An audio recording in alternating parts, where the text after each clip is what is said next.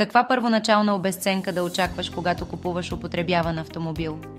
Употребяваните автомобили обикновено се амортизират с по-бавен темп в сравнение с новите автомобили, тъй като голяма част от първоначалната амортизация се случва през първите 2-3 години.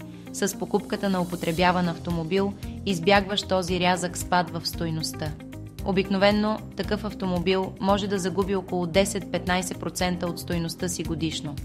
Когато автомобилът е на 3-5 години, темпът на амортизация значително се забавя и превозното средство запазва по-голяма част от стойността си спрямо покупната цена.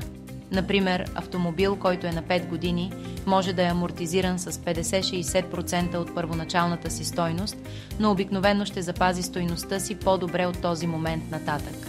Всичко изброено до тук също така зависи в голяма степен и от марката и модела на превозното средство. За още полезна информация посети Atara.bg.